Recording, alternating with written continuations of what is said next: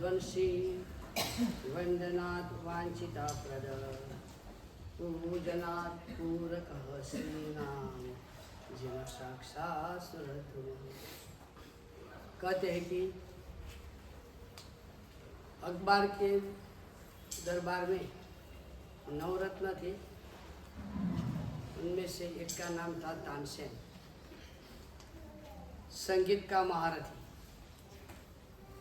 एक बार किसी ने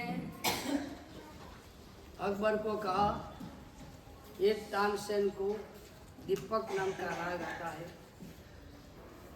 बहुत गहराई से वो गा सकता है, और ये राग गाने की एक ताकत होती है 1000 दीपक जलाए बिना रख लेने का।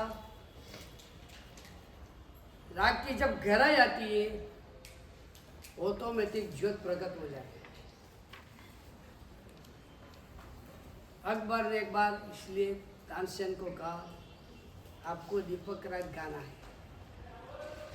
तानसेन ने कहा, जापना रहने दो, जब भी ये राग गहराई से गाया जाता है बाहर 1000 दीपक प्रकट होते, लेकिन ये दीपक को प्रकट करते वक्त अंदर एक आग उत्पन्न हो जाती है। वो जो अंदर आग उत्पन्न होती है वो चंदन के विलेपन से भी शांत नहीं होती है, ठंडे पानी में स्नान करने से भी शांत नहीं। कोई ना कोई उपाय तो होगा ना शांत होने का। क्योंकि अपना एक उपाय है, अगर कोई भर दोपहर में मेघ मल्हार राग गाता है, आकाश में बादल आते हैं, रोज जो बारिश होती है, दीपक राग गाने से अंदर जो आग लगी है वो शांत है। लेकिन वर्तमान काल में कोई मेघ मल्हार गाएगा, मैं पहचानता नहीं, तेरे को दीपक राग तो गाना है, वो आदमी। सभा, बड़ी सभा बैठी हुई, बहुत सारे लोग आए हुए जिनको राग संगीत कोई मतलब नहीं था, सभी को चमत्कार देखना था। 1000 दीपक प्रकट हो गए, रखे गए, और तानसेन ने दीपक राग शुरू किया। गहराई में गया, लोग वो गा रहा है, उसके प्रति जितना रस नहीं है, दीपक प्रकट होता है कि नहीं, सभी का रस उसी में है। गहराई शुरू हुई और एक अंतिम चरण गहराई पर वो पहुंचा और 1000 दीपक जलल।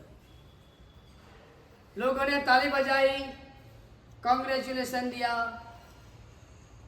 बादशाह ने बहुत बड़ा इनाम भी दिया। लेकिन तानसेन को पता है कि अंदर मेरी परिस्थिति क्या हो, भयंकर बेचैनी, अंदर जो आग उठी, बेचैनी। छोड़ दिया दिल्ली, दुनिया में भटकना है। कोई मेघ मल्हार गाएगा तो मुझे शांति मिलेगी। इधर भटकता है, अंदर आग। ऐसे करते गुजरात में पहुंचा। एक गांव के बाहर जहाँ कुआं पर सब पानी भरने बहने आती है, वहां दम करके गिरा हुआ है। जो बहनें पानी भरने के लिए आई थी, देखा, उनके पास आकर पूछती है, अब श्रमित तो है, लेकिन साथ में किसी भी प्रकार की पीड़ा आपको नहीं है। आप दोनों बहन क्या जानो मेरे अंदर की पीड़ा, मैं बताओ तो सही। तो उन्होंने कहा, दीपक राग गाने से ये पीड़ा हुई है, कोई मेघ मल्हार गाएगा तो ही शांति मिलने वाली है। दोनों बहनों ने कहा, हमको मेघ मल्हार गाना आता है, लेकिन हमने तय किया है या तो पति के सामने गाने का या तो परमेश्वर के सामने गाने का। लेकिन अब मेरी हालत तो देखो, मैं आपका भाई, आप चिंता मत करो, हम उपाय करेंगे। घर से पति को बुलाया गया, एक पर्दा किया गया और बाद में दोनों बहनों ने पूरी ताकत से मेघ मल्हार गाने का शुरू। वैशाख महीने की गर्मी, आकाश में एक भी बादल नहीं था, लेकिन मेघ मल्हार की जो गहराई गहराई गहराई काले भम बादल आए, भरपूर बारिश हुई, भरपूर बारिश हुई। वो तानसेन वो बारिश में नाचता है, एकदम दिल खोल के नाचता है। पूरा पानी बारिश का उसके शरीर को टच करता है, वो नाचता जाता है। पूरी अंदर की जो आग थी उस साथ, वो बेरों का नाम था ताना और रिनी। बात ये हमको कहनी है, पूरा संसार यानी दीपक राग, यहां आप कितनी कड़ी मेहनत करते हो देखने वाले नहीं है, आप कितनी कमाई करते हो वो देखिए। आप दौड़ो भागो, टेंशन चिंता उपाधि लो, अंदर आपके अंदर बेचैनी संताप हो जाए, लोग ताली बजाएंगे। पूरा संसार यानी दीपक राग, जहां घर में जाओ तो घर में कोई न कोई आग लगी हुई है, दुकान में जाओ तो बाजार में दुकान में भी आग लगी है, धंधा नहीं बचा। ये पूरा संसार दीपक राग है, मेघ मल्हार कहाँ है? और ये 3 दिन की शिविर मेघ मल्हार राग है। परमात्मा का दरबार, भगवान की सभा है, परमात्मा की निश्रा, परमात्मा की आंख में से बहती हुई करुणा धारा मेघ मल्हार है। संसार की आग से जले हुए, संतप्त हुए, उनके लिए परमात्मा की भक्ति, परमात्मा की करुणा मेघ मल्हार बन के बरसती है। उनके जीवन में, उनके हृदय में एक शांति, एक प्रसन्नता, एक स्वस्थता, एक आनंद भर देती है। ये परमात्मा भक्ति की ताकत। और ये परमात्मा भक्ति हमको किस ढंग से करनी? भाव भक्ति तो साधु भगत कर रहे हैं, 24 घंटे हमारी पूजा चालू है, 24 घंटे। जितनी भगवान की आज्ञा का पालन, इतनी परमात्मा भक्ति।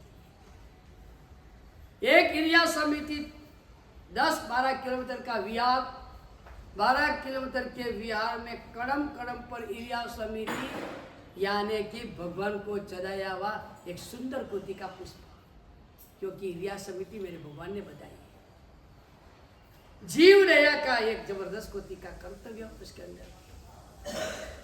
बोलते वक्त भाषा समिति, जितना शब्द भाषा समिति से मैं बोलता हूं, इतनी मेरे परमात्मा की मैं भक्ति कर रहा हूं। तो बात ये, साधु को तो 24 घंटे प्रभु के वचन का पालन, श्रेष्ठ कोटि की परमात्मा भक्ति है। जब तक ये साधु जीवन प्राप्त नहीं होता है, तब तक के लिए गृहस्थों के लिए एक उपाय के रूप में बताया है, मंदिर में भगवान की स्थापना कर, वो परमात्मा के स्थापना मंदिर में करके हृदय में वो परमात्मा को लाना है, और वो परमात्मा की ऐसी तू भक्ति कर, तन्मय होकर भक्ति कर, तेरे सारे चारित्र मुनि कर्म तू तो जाए, और तू परमानेंट परमात्मा की आज्ञा में आ जाए। और इसीलिए ये भक्ति श्रेष्ठ कोटि का सावक जीवन के लिए बताया गया है। ये सावक जीवन अनेक प्रकार के कार्यों के कारण हाथी जैसा है, बहुत बड़ा, बहुत धमाधमी चलती है, लेकिन उसके अंदर परमात्मा भक्ति हाथी के 2 आंख समान है। भगवान की भक्ति यानी जहर से बुरे हुए संसार में अल्पकाल के लिए अमृतपान समान है।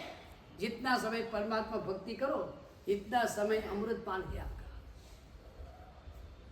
भगवान के साथ भगवान में एकाकार होने का एक सुंदर कोटि का आलंबन अनुष्ठान यानी परमात्मा भक्ति।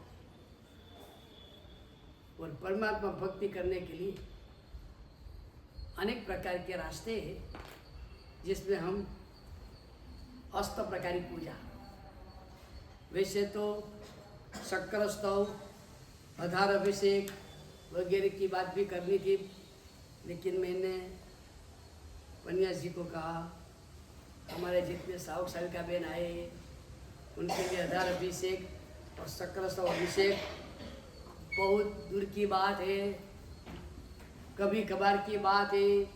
अष्ट प्रकारी पूजा और नवभागी परमात्मा की पूजा वो तो रोज का कर्तव्य है। जब तक इनमें परफेक्ट नहीं होंगे आगे की बात क्या करना। जब तक इनमें परफेक्ट नहीं हुए, टेंथ पास नहीं और वो बीकॉम करूं, एमकॉम करूं, एलएलबी करूं, डॉक्टर बनूं, वकील बनूं, दमा चौकड़ी करे, अरे पुल्ले तू 10 में तो पास हो भाई। तो पहले नंबर की भूमिका है अष्ट प्रकारी पूजा और भगवान के 9 अंग की पूजा। अष्ट प्रकारी पूजा के बारे में कल हमने थोड़ा कुछ देखा, थोड़ा कुछ इसे बोलता हूँ कि परमात्मा की भक्ति एक इतना विशिष्ट कोटि का अनुष्ठान है कि इनमें तो हम जितना चिंतन मनन करें समझ लो कम ही होने वाला है। और इसीलिए मैं कहता हूँ ये तो हमने संक्षेप में देख लिया, ताकि अक्षत पूजा हो, नैवेद्य पूजा हो, फल पूजा हो, धूप पूजा, दीपक पूजा है, भगवान का सामने चामर नृत्य करना है, एक तय करना चाहिए। नाचूंगा तो भगवान या तो आपके सामने या तो नाचूंगा गुरु भगवंत के सामने, जब उनका समय अवगत होता है, उनके सिवा मुझे कहीं नाचना नहीं। एक गढ़वी था जो 4 जात की कविता बना सकता था, इतना जबरदस्त वो कवि था, शीघ्र कवि, वहीं मास को पूर्ण हो जाता। वो एक ठाकुर का भक्त था, सेवक था, ठाकुर उसको भरपूर देते भी थे। बाद में ठाकुर की परिस्थिति खत्म हो गई, वो गद्दी को एक बड़े राजा का सहारा लेना पड़ा। उसके दरबार में आता है, वो राजा की प्रशंसा के 2-5 काव्य बना देता है। राजा इनाम देते हैं, लेफ्ट हैंड से बोले, सामान्य तो उसे इनाम लेने के लिए राइट हैंड, ये लेफ्ट हैंड से लेता है। राजा देते हैं, लेकिन राजा को मन में उलझन हो जाती है, लेफ्ट हैंड से क्यों लेता है, राइट हैंड को तूता हुआ तो नहीं है। ऐसा 2-4-5 बार हुआ। एक बार राजा ने पूछ लिया, आपके राइट हैंड में कोई प्रॉब्लम है? तो कहना नहीं, बराबर ही है। तो आप लेफ्ट हैंड से क्यों दान ले रहे हो? मैं देता हूं तो आप राइट हैंड से क्यों नहीं लेते हो? तो उसने कहा, राजा साहब आपको बुरा नहीं लगे तो बात कहूँ, ये जमुना हाथ है ने, मेरे ठाकुर को मैंने अर्पण कर दिया है। अगर जमुने हाथ से दान लेना है तो मैं ठाकुर का ही लेता हूँ, दूसरे किसी का नहीं। दूसरे किसी का भी अगर दान है तो लेफ्ट हैंड से ले। ये जमुना हाथ उनको मैंने अर्पण कर दिया है। एक भूमिका होती है, एक खुददारी होती है। नाचूंगा तो भगवान आपके सामने नाचूंगा, नाचूंगा तो गुरुदेव तुम्हारे सामने नाचूंगा, जगत में कहीं नहीं है। कोई शादी का प्रसंग में नाचे, कोई पार्टी में नाचना, ये नवरात्र में नाचना, ये है ना, हमारे पास सत्व नहीं है, हमारे पास एक टेक नहीं है, एक भगवत श्रद्धा नहीं। नृत्य करना है परमात्मा के सामने, चामर नृत्य वगैरह कर सकते हो। ये चामर नृत्य का एक अर्थ है, जिस तरह से समस्त में भगवान आप जब विराजमान होते तो इंद्र आपको सतत चामर मिलते। अरे आप बिहार में थे, बिहार में केवल ज्ञान के बाद विहार में थे, तब भी चामर चालू नहीं था। ये दो चामर बीजना पवन आना नहीं ना, सेकंड नंबर की बात वो इतना महत्व नहीं है। वो बता रहे हैं कि आप मेरे राजा हो, मैं आपका सेवक हूं, आप मेरे राजा हो। और इंद्रो भी कहते, इंद्रो 64 इंद्र कहते भगवान आप ही राजा हो, हम तो सेवक दास गुलाम है। तो इस भाव से चामर नृत्य होता है। दर्पण में परमात्मा का दर्शन करने का होता है। बहुत सारे लोग बेचारे समझते नहीं होते, तो दर्पण लेते तो है, फिर खुद को देखकर ऐसे सा थोड़ी अनसमझ। दर्पण में परमात्मा को देखना है, इसके पीछे एक तात्पर्य है। जब मेरा चित्त दर्पण जैसा निर्मल होगा, जब मेरा चित्त दर्पण जैसा निर्मल होगा, परमात्मा का प्रतिबिंब मेरे चित्त में प्रकट होगा। दर्पण जैसे मुझे निर्मल बनना है। कहा है? योगसार ग्रंथ में कहा है, आज्ञा तो निर्मल चित्तम कर्तव्यम स्फटिकोपमम्। भगवान की एक ही आज्ञा है कि तू तेरे चित्त को इतना निर्मल बनाना, इतना निर्मल बनाना जैसे कि स्फटिक। परमात्मा मेरे हृदय में विराजमान है और भगवान को पंखा डाल के यहाँ पर मैं भगवान की सेवा कर, लेकिन भगवान मेरे हृदय में है। वो कब होगा? कचरा पेटी में भगवान अच्छे लगते? कचरा पत्ती में कचरा की पेटी है, उसके बीच में भगवान अच्छा लगता है? मन कचरा पेटी है तो भगवान आएंगे? मन कचरा पेटी रहेगा तो भगवान थोड़े आएंगे। उद्यान पे भगवान की शोभा है। जब मन मैत्री प्रेम करुणा के भाव से भर जाएगा, भगवान ऑटोमेटिक प्रकट हो जाएगा। बस ये भाव के लिए दर्पण। ऐसे अष्ट प्रकार की पूजा। उसके बाद में आते भगवान के एक एक अंग की पूजा। 9 ब्रह्मचर्य की 9 वाणी का जिन्होंने विशुद्ध पालन किया है, जिनके एक एक अंग में परम ब्रह्म का वास, ऐसे परमात्मा की पूजा करना। परम ब्रह्म स्वरूप परमात्मा का पूजन करना है। कहा जाता है कि यह पूरे ध्यान की प्रक्रिया के समान है। पहले बाह्य भाव से बाह्य को पूजन करना है, बाद में अंदर उतरना है, तन्मय एकाकार होना है। उसके लिए भगवान की नवांगी पूजा है। जब मूल भगवान की पूजा करनी है तो सबके साथ में क्रमशः कर लेंगे। उस वक्त थोड़ा समय ज़्यादा लेंगे तो पीछे वाले डिस्टर्ब हो जाएंगे। ए जल्दी करो, ए जल्दी करो, मजा नहीं आएगा। जब मूल भगवान वगैरह भगवानों की पूजा है तो फिर सबके साथ में क्रम, तब वो लंबा नहीं करना। और तिलक तिलक तिलक,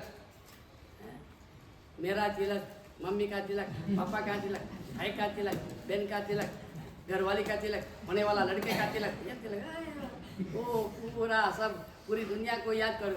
करना तो ये कर, एक ही तिलक। मेरा तिलक तो है सकल संख्यों से तिलक, समस्त जीव सृष्टि की ओर से तिलक, विशाल में। मैं मात्र इतना छोटा को लेते हो, करना है तो बराबर है, लेकिन एक ही तिलक करके भाव रखने का। एक तिलक में सब आ गया। मेरा तिलक सकल संघ का तिलक, समस्त जीव सृष्टि का। सबको इसका लाभ मिलो, सबको इसका लाभ। बात यह है कि जब मुख्य मूल्य भगवान की पूजा वगैरह है, जहाँ लाइन है, पीछे भी बहुत सारे खड़े हैं। मेरी वजह से मंदिर जी में किसी के हृदय में अप्रीति पैदा नहीं होनी चाहिए। जो भगवान का सिद्धांत था कि मेरे कारण किसी को भी अप्रीति होती है, मैं वो स्थान मुझे छोड़ देना है। मेरे कारण किसी को प्रीति नहीं होनी चाहिए, मुझे किसी की अप्रीति का निमित्त नहीं बनना है। ये जो भगवान का सिद्धांत था, वो भगवान की हमको पूजा करनी। पहले नंबर की बात है कि जब मूल्य भगवान की पूजा है तो जो अपने पूजा करने कर लेने की, उस वक्त बहुत सारे भाव लाकर शांति से पूजा करूं। हाँ, अकेले हो, कोई नहीं है तो मूल्य भगवान की भी बड़ी शांति से पूजा करो, लेकिन पीछे कोई पूजा करने वाला है तो हमको उनके लिए भी अनुकूलता करके देनी चाहिए। मैं तो कहता हूँ, आप खड़े थे, पीछे एक भाई आए आपके पीछे, पूजा करने का है, उदार बनो, वो भाई को पहले आप पूजा करो, मैं खड़ा हूँ। ऐसा हो सकता है? जिसको जिनालय में रहने का आनंद होता है ना, वो ऐसा करता है। जिसको घर बाजार में रस होता है ना, वो पीछे से आगे आकर पूजा करके भाग जाता है। जिसको प्रभु के सानिध्य में रहने में आनंद है, वो कोई ना कोई निमित्त ढूंढता है कि भगवान के पास ज्यादा से ज्यादा कैसे रहना मिले, और इसलिए कहता है तू पूजा कर ले, मैं खड़ा हूँ। भगवान को देखने में आनंद आनंद आ रहा है, प्रभु का दर्शन करते करते आनंद आनंद आनंद बढ़ जाता हूँ। तू जा पूजा कर ले। उसने पूजा किया, पीछे दूसरा आया, क्या करना क्या करना? अगर समय है, मन की दृढ़ता है, तो मैं कहता हूँ आप पूजा कर लो, सबकी पूजा हो गई, घर में शांति से भगवान बोले भगवान की पूजा करो। लास्ट हो तो पूजा करने के लिए भरपूर समय है। हम उपदान तब में कहते हैं, लेनी माला तो पहली माला लेनी, नहीं तो लास्ट माला लेनी। पहली माला लिया तो उसको भी सब समय भरपूर मिलता है, और जिसने लास्ट माला पहनी है उसको समय ही समय है, समय ही समय है। लास्ट सब ने पूजा कर दिया प्लस, तो मैं जितना समय प्रभु को दे सकता हूँ इतना दे सकता हूँ। यानी अभी कोई मुझे डिस्टर्ब करने वाला नहीं है, तो मैं अभी प्रभु में बनना है, प्रभु का ध्यान करना है, प्रभु में एकाकार होना है, प्रभु की समापत्ति का अनुभव करना है, अब मैं कर सकूंगा। तो मूल्य भगवान की पूजा करना बड़ी शांति से। अगर मूल्य भगवान की शांति से पूजा करने नहीं मिले, एक अपने भगवान होने चाहिए, ये मेरे भगवान। वैसे तो सब भगवान मेरे ही हैं, वसुधैव कुटुंबकम कहते हैं ना, वैसे तो पूरी दुनिया फैमिली है, फिर भी बोलते नहीं एक ये मेरी फैमिली। बस उसी तरह से सभी भगवान मेरे ही, भगवान मेरे, लेकिन एक भगवान मेरे इसलिए कि वो भगवान के पास शांति से बैठकर मैं पूजा कर सकता हूँ। बाकी तो सब भगवान ही है, समान ही है। ये एक भगवान की पूजा भी सभी भगवान की पूजा के समान है, लेकिन एक भगवान की पूजा शांति से करूं, और एक नवांगी पूजन शुरू होता है भगवान की, एक एक तिलक करते भाव में जाना है। बहुत बड़ा रहस्य है। एक क्लियर बात कर लेता हूँ कि भगवान को 9 अंग है, तिलक 13 है। ये गड़बड़ बहुत हो रही है। तिलक कितना है? 13 तिलक है। तो बाकी में अंगुली कितनी बार डालने की? 13 बार ही डालने की। ऐसा मत मानना कि मैं अंगुली में 13 बार अंगुली हो गया तो 13 हो जाएगा, 9 नहीं रहेगा। ये आपकी अंगुली का और आपकी वाड़की का कोई प्रभाव नहीं। भगवान तो जो है वो ही है। भगवान के 2 पैर है कि 1 पैर है? 2 हाथ है कि 1 हाथ है? दोनों हाथ की पूजा करनी, तो दोनों तिलक करने का, दोनों हाथ का अलग तिलक करने का। वैसे भी नाखून का स्पर्श तो नहीं होना चाहिए, बराबर है? इधर थोड़ा सा केसर आएगा, उससे तिलक करना है। तो इधर कितना केसर आएगा? कितना? थोड़ा केसर। और जहाँ तिलक किया वहाँ पूरा वो केसर चला गया, अभी दूसरे के लिए कैसे बचेगा? नहीं तो फिर क्या होता है, राइट की जगह लेफ्ट को ज़्यादा वजन मिल जाता है। कैसे? ये एक ही बार की अंगुली से 2 तिलक करना है, तो फास्ट करेगा। तो बाहर कहाँ है? ये Jamuna, right left, right left, right left. तो 1 से 2 तिलक करना है तो वो बाहर आ जाएगा, एक ऐसा तो लेफ्ट को बाहर जा रहा है, बाहर जा रहा आ जाएगा। अलग अलग तिलक करने में कोई प्रॉब्लम नहीं है, क्योंकि वापस बोलो टोटल अंक कितने 9 नहीं 13 ही है।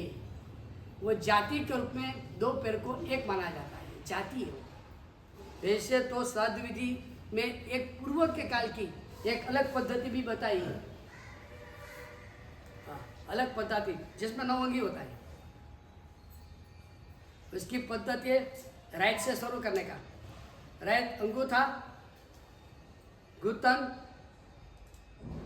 हाथ, कंधा, सर, कितना हुआ? अभी निचोड़ 6 7 8 और पूरा राउंड।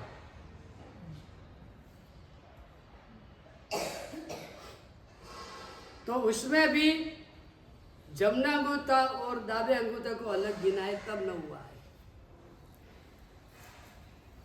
वर्तमान पद्धति, वर्तमान सिस्टम, वर्तमान परंपरा जो चल रही है, अपने को उसी के आधार से ही बात करनी है। हमको कोई पुरानी ये पद्धति वापस चालू करो, संघ में कभी भेद नहीं करना, ऐसी बातों के लिए संघ में कभी भी संघर्ष की भूमिका नहीं लाना। मैं आपको कहता हूँ साथ्या बनाओ, साथ्या करो, लेकिन साथ्या में 3 दगली की जगह पर कोई करता है, पहले नंबर में जिनाले जैसा बनाता है, दूसरे में किताब बनाता है और तीसरे में होगा बनाता है। नहीं करने का, 3 दगली ही करने की। एक कारण बताऊं, मात्र जिनाले सम्यक दर्शन नहीं है, गुरु भगवान की सेवा भी सम्यक दर्शन है।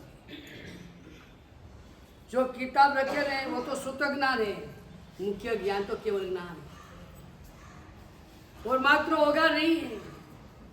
साधु तो पूरा जीवन का सभी प्रकार के उपकरण साधु के पास। ये एक बात हुई। दूसरी बात क्या होती है, आपने ऐसा किया, दूसरे ने भी ऐसा किया। ऐसा नहीं होना चाहिए कि दगली करना वो अविधि हो जाए और ये 3 करना वो विधि हो जाए। ये नहीं होना चाहिए। उसने 3 दगले ही करने हैं। 3 दगले 3 पूर्णता की प्रतीक है। सम्यक दर्शन भी पूर्ण चाहिए, सम्यक ज्ञान भी पूर्ण चाहिए, सम्यक चारित्र भी पूर्ण चाहिए।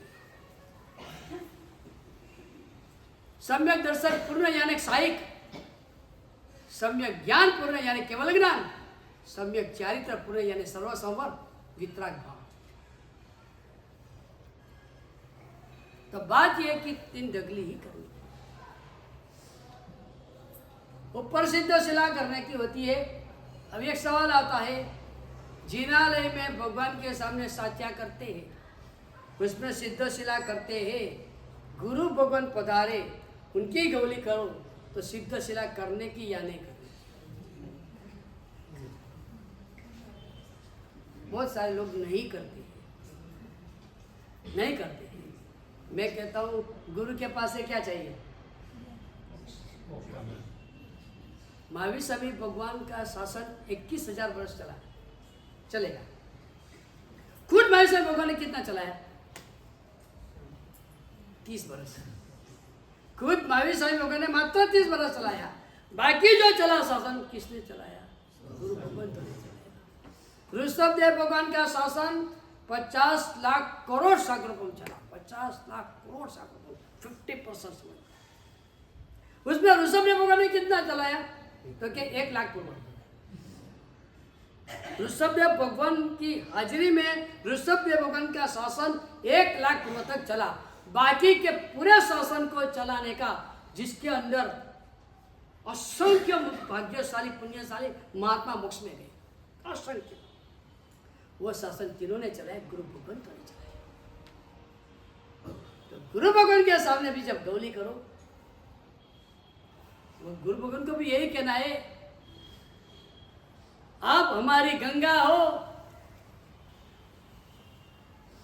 आपका सहारा लेंगे, परमात्मा नाम के महासागर को हम मिल जाएंगे।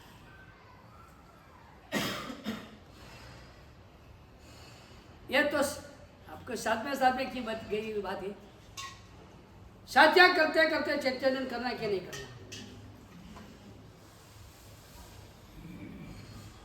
साध्या करते करते चैतन्य करना क्या नहीं करना।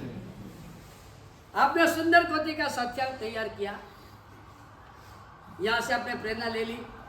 सुरभि अखंड अक्षर, सुंदर कोटि का चावल, सुंदर साध्या नंदावर्त, घर का श्रेष्ठ कोटि का मिठाई नैवेद्य, बाजार से धुन कर लाया हुआ सरस कोटि का फल सिद्ध शिला पर चढ़ाया। आप चैतन्य करने का शुरू किया है। सकल कुशवली पुष्करा वर्त मेघो, एक दूसरे भाई उनको कोई दूसरा पाटला नहीं दिखाई दिया, आपका पाटला लेता है और आपका साथी मिटा रहा है। आपका रिएक्शन क्या रहेगा?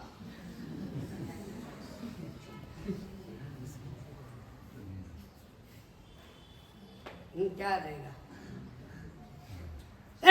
मेरा सर अभी तो मेरा चैतन्य चल रहा है, मेरा सर। भाई वो अक्सर पूजा करने के बाद, नैवेद्य चढ़ाने के बाद, फल चढ़ाने के बाद तू बोला है निशी निशी निशी। निशी में तीसरी निशी आती है कब फल में? जब चैतन्य चालू करना है तब तीसरी बार निशी बोलने का है। उसका तात्पर्य है मैंने जो अंग पूजा किया, मैंने जो ग्रह पूजा किया, वो सारी द्रव्य पूजा को भूल जाता हूँ। अभी भगवान आपकी भाव पूजा में प्रवेश करता हूँ। तू भी भाव पूजा में पहुंचा हुआ है, तू क्यों द्रव्य पूजा के लिए पीछे पड़ता है? तूने साध्या कर दिया, तेरा काम हो गया। अभी वो पातला किसी और को लेना है, लेने दो। तू तेरे चैतन्य को क्यों डिस्टर्ब कर रहा है? तो बात ये, आपने साध्या कर लिया, हो गया आपका काम।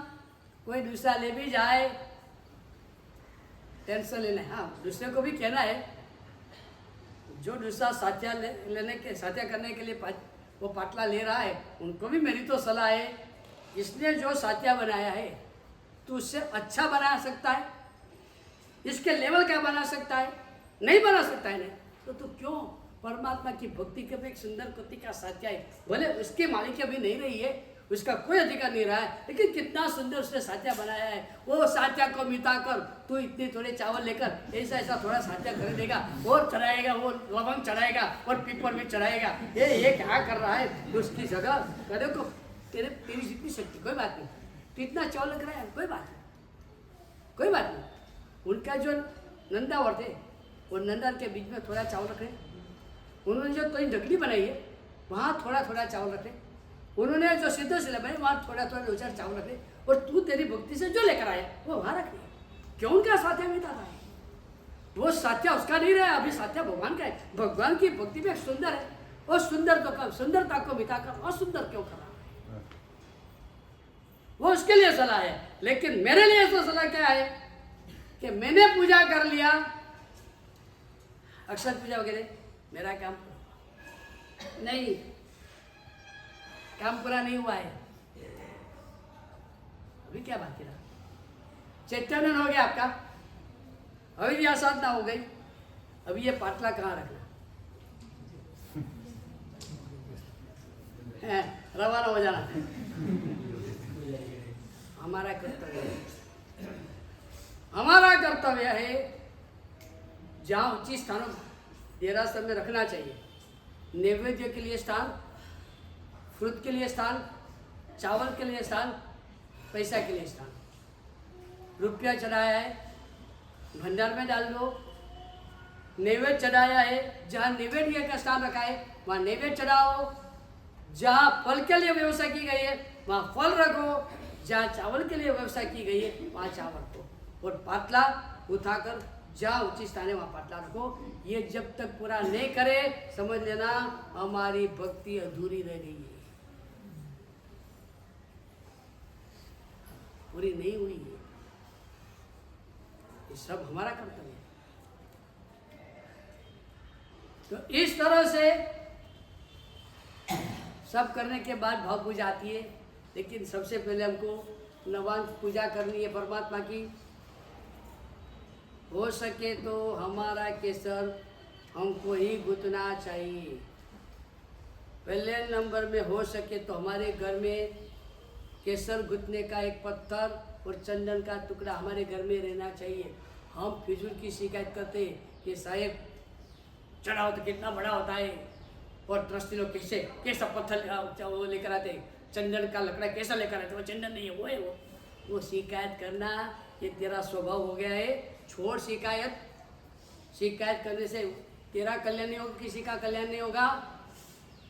तुझे भक्ति करनी है ने, तू बाजार में से 100 टॉप क्वालिटी का चंदन लेकर आ, तेरे घर में पत्थर रख, तू तेरा चंदन घिसना ही चाहिए तेरे को, और फिर तू पूजा करने जा। देरासर में भी ऐसी व्यवस्था होनी चाहिए। एक बड़ा पोता जैसा बनाने का, जिसमें 15-20 पत्थर होने चाहिए केसर चंदन घिसने के लिए। श्रावकों के लिए व्यवस्था होनी चाहिए, उनको खुद को अपना चंदन घिसना है और खुद भगवान को पूजा करनी है। एक बात समझ लो, एक जिनालय में 100 व्यक्ति पूजा करती है, 100 करती हो, करीब करीब तो पूजा करती। उसकी पूजा के लिए चंदन एक या 2 पुजारी घिसता है। अब स्टोरी समझो, 100 व्यक्ति के लिए चंदन 2 व्यक्ति घिसेगा, यानी 50-50 व्यक्ति का चंदन घिसने का है। वो पुजारी परमात्मा भक्त नहीं है, वो नौकरी करता है। शुद्धि रखनी चाहिए, ये सावक का विषय है, पुजारी का विषय नहीं है। वो पुजारी 50 व्यक्ति का केसर, वो भी ग्रीष्म ऋतु के काल में, जब गर्मी पड़ रही है वो काल में, वो 50 व्यक्ति का केसर ऐसे से घिसे। पसीना होगा या नहीं होगा? होगा या नहीं होगा? वो पसीना कहाँ जाएगा?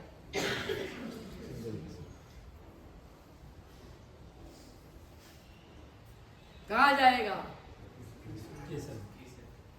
और आप चढ़ाएंगे, उससे पूजा करेंगे, उससे आप नवंगी पूजा करेंगे। मैं आपको सलाह देता हूं कि अगर आपको निर्मल परमात्मा भक्ति करनी है, इसलिए तो कहा गया कि गंभारा में ज्यादा समय नहीं रहने का। आपका पसीना, आपका श्वास गंभारे की जो पवित्रता है उसको खंडित नहीं करनी चाहिए। पूजा हो गई, सीधा बाहर आ जाना। यहां तक हमको ध्यान रखना है, और हम जब पूजा करें केसर चंदन से, उसकी परिस्थिति क्या है। और इसीलिए मैं कहता हूं कि अपना चंदन खुद को ही घिसना चाहिए। संघ भी इसको व्यवस्था करके दे, ये बात है, अब घिसो। इस तरह से चंदन वगैरह केसर वगैरह तैयार करके भगवान की पूजा करनी है। एक एक अंग के रहस्य है। सबसे पहले पूजा किसकी होती है? चरण। भाई ने बराबर बताया, लेकिन चरण गूंथे में भी राइट।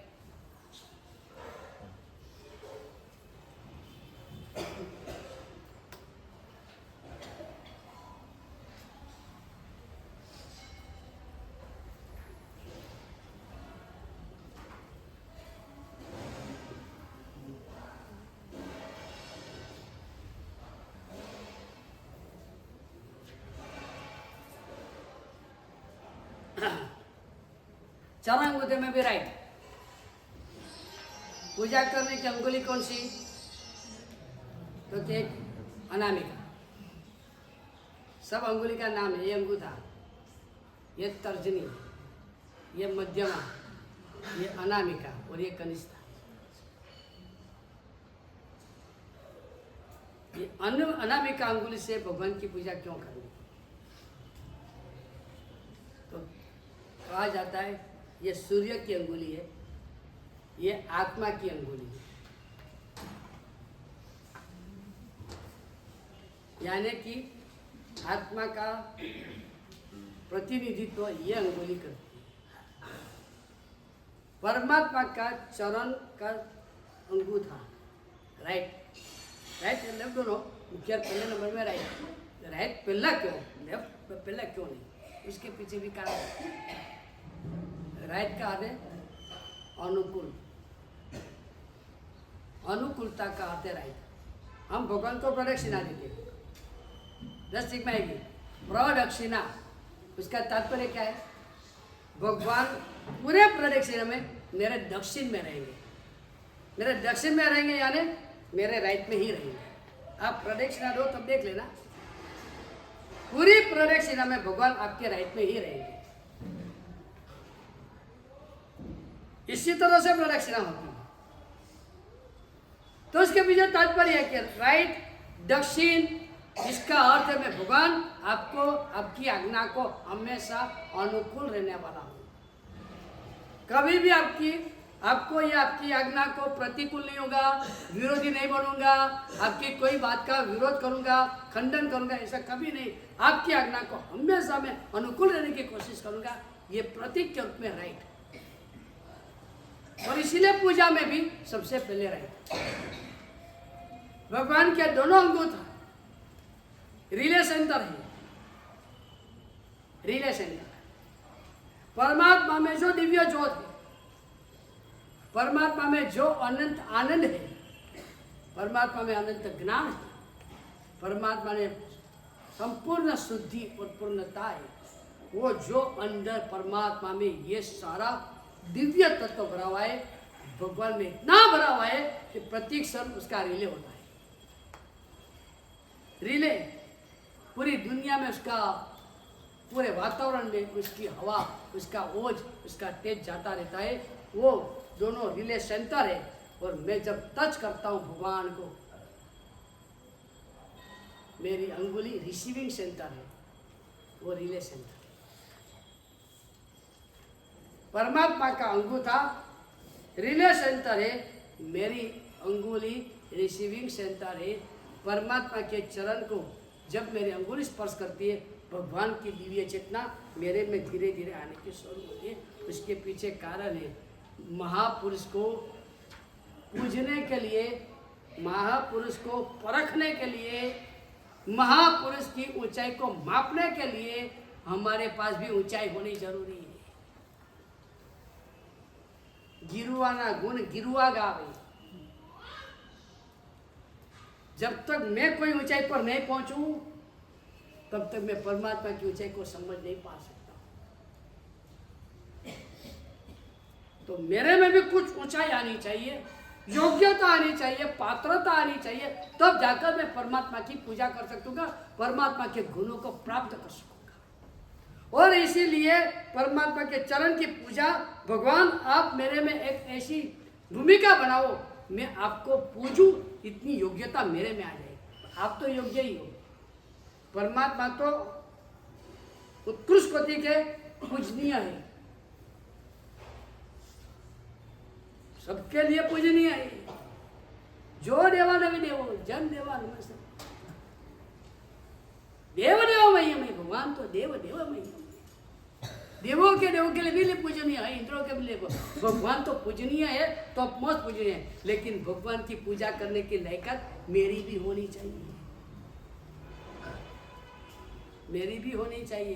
भगवान महावीर स्वामी के प्रसंगों में आता है, भगवान तो उत्कृष्ट कोटि के पात्र थे, उत्कृष्ट कोटि के पात्र थे, लेकिन दान देने वाले की भी योग्यता होनी चाहिए थी। जब भगवान गोचरी के लिए निकलते हैं, तो जो समझदार थे उन्होंने भक्ति से बढ़ाया, जो पात्र नहीं थे उन्होंने भगवान का तिरस्कार किया। भगवान गोचरी के लिए आए थे, और उन्हें माना ये कोई चोर लगता है, कोई जासूस लगता है, पकड़ लिया भगवान को और अपने बड़े भाई को सौंप दिया। ये कोई जासूस चोर जैसे लगती है। बड़े भाई तो पहचानते थे, उन्होंने कहा अरे तू क्या बोलता है, ये तो 3 लोग के रात दिवा दी थी। तो बात है पात्र नहीं है, योग्य नहीं है, योग्य नहीं है तो वो क्या कर सकेगा। विनय करने के लिए भी योग्यता चाहिए। आज परिस्थिति स्कूलों में क्यों बिगड़ गई है? जिनको पढ़ाया जाता है वो विद्यार्थी में अपने गुरु, टीचर, ज्ञानी, शिक्षक के लिए विनय भाव ही नहीं है। टीचर खड़े रहते, विद्यार्थी बैठे रहते।